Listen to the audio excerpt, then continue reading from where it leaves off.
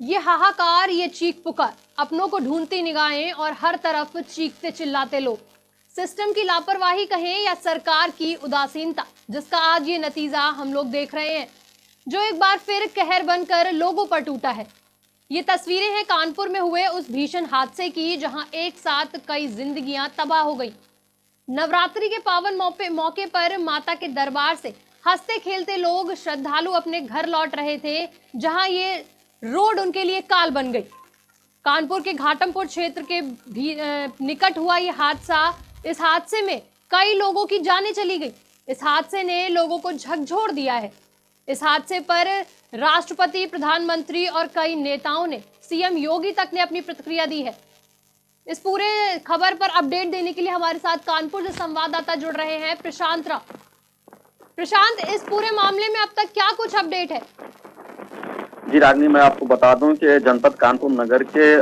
तहसील घाटमपुर क्षेत्र के थाना साड़ के क्षेत्र अंतर्गत यह मामला हुआ है, जहां पर कोरसा गांव निवासी फतेहपुर चंद्रिका देवी मंदिर में अपने परिवार के एक बच्चे को मुंडन संस्कार के लिए ले गए थे और वहां से शाम को सारी विधि विधान करके जब वापस लौट रहे थे तो बताया जा रहा है कि जो ट्रैक्टर ट्राली जिस पर सभी सवार थे, तो ट्रैक्टर चालक ने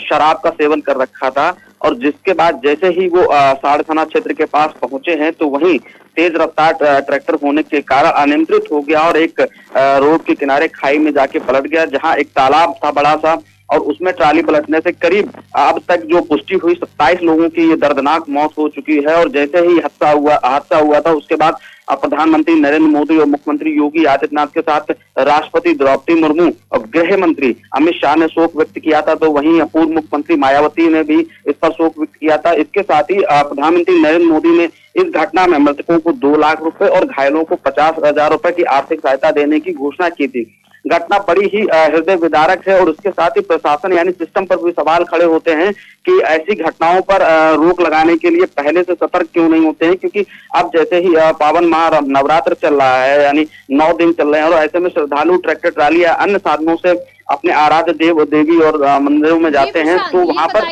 कानपुर में ये हादसा हुआ है, ये बहुत सारे सवाल ये निशान खड़े कर रहा है शासन पे, प्रशासन पे और सरकार पे। आए दिन सरकार गड्ढा मुक्त रोडों के लिए नई रियायतें बरतती है, उसके बाद भी सिर्फ ये रियायतें लोगों की बातों तक ही रहती हैं और ये सड़कें कभी भी गड्ढा मुक्त नहीं हो पाती हैं। क्या इसके पीछे जिम्मेदार किसको ठहराया जाए?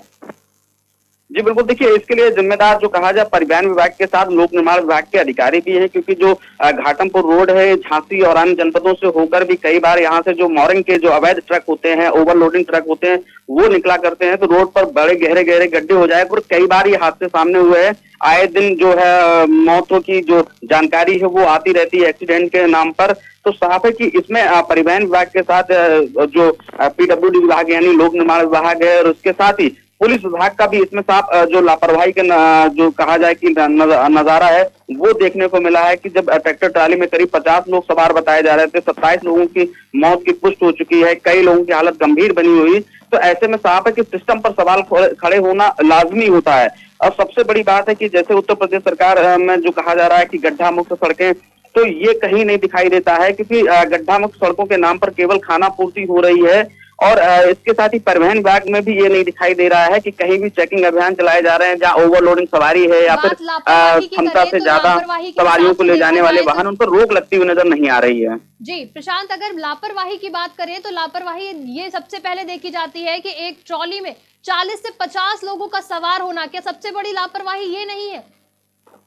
जी बिल्कुल, देखिए सवाल बिल्कुल खड़े हो रहे हैं कि एक ट्रॉली में जो कृषि यंत्रों के लिए प्रयोग होती है, कृषि सामानों के लिए ये प्रयोग होती है, फसलों के लिए प्रयोग होती है और ऐसे में 50 से ज्यादा श्रद्धालु इसमें सवार होकर अन्य जनपद फतेहपुर गए थे। वहां के पुलिस प्रशासन ने इस पर रोक नहीं लगाई, ना ही जो कहा जाए कि ताकीद की यहाँ के जो ड्राइवर थे या जो मालिक थे या जो कार्यक्रम के आयोजक थे जो ले गए थे फतेहपुर, उनको किसी भी तरीके की चेतावनी जारी नहीं की। और इसके साथ ही जिस तरीके से वो कानपुर में जो हादसा हुआ है उसमें साफ है कि जो आपने सड़क का मुद्दा बताया है, तो सड़क वहां की इतनी जर्जर है कि आए दिन वहां पर जो है रोड एक्सीडेंट होते हैं, कई लोगों की जान जा चुकी है। एक तो सिंगल रोड होने के कारण भी आए दिन वहां हादसा हुआ करते हैं। कई बार स्थानीय लोगों ने वहां पर जो सड़क मरम्मत की मांग की है, इसके साथ चौड़ीकरण का भी मांग किया, लेकिन अभी तक उत्तर प्रदेश सरकार ने जो है ये बात नहीं सुनी है। और वहां के स्थानीय जो अपना दल की विधायक है सरोज पुरोहित, उनसे भी मांग की थी और भी जो वहाँ के सांसद हैं, सांसद देवेंद्र सिंह गोले, उनसे भी कई बार मांग कर चुके, लेकिन ये हादसा कहीं ना कहीं प्रशासन पर सवाल खड़ा करता है। जान चली गई थी। इससे पहले लखनऊ में हादसा हुआ जिसमें 10 लोगों की जान चली गई, और उसके बाद अब ये कानपुर में ये दर्दनाक हादसा जिसमें 27 लोगों ने अपनी जान गंवाई है और उसमें कई लोग अभी घायल हैं, जंग लड़ रहे हैं मौत और जिंदगी के बीच। क्या ये जो ट्रैक्टर ट्रॉली पे अब पाबंदी लगाई गई है, अगर ये एक हादसे के बाद लगा दी जाती तो क्या ये हादसा रुक सकता था? बिल्कुल, देखिए मुख्यमंत्री योगी आदित्यनाथ समय समय पर रहते हुए लगातार जो परिवहन विभाग को दिशा निर्देश जारी करते रहते हैं, लेकिन कहीं ना कहीं मुख्यमंत्री के आदेशों की धज्जियां अधिकारी उड़ाते हुए नजर आते हैं और माना जा रहा है कि कई बार भी प्रशासनिक अधिकारियों की लापरवाही का नतीजा लोगों को मौत से भुगतना पड़ा है। और इस प्रशासनिक लापरवाही का एक नजीर और देखें कि कई बार चाहे जनप्रतिनिधि हो या भारतीय जनता पार्टी के कार्यकर्ता या अन्य पार्टी के कार्यकर्ताओं ने शिकायत मुख्यमंत्री तक की है, लेकिन कोई जो कहा जाए कि पुख्ता कार्रवाई ना होने के कारण अधिकारियों के हौसले बुलंद है और आए दिन ये हादसा उसी का सबब है कि उन पर कोई पुख्ता कार्रवाई ना होना। और जो हादसे हो रहे हैं उसमें भी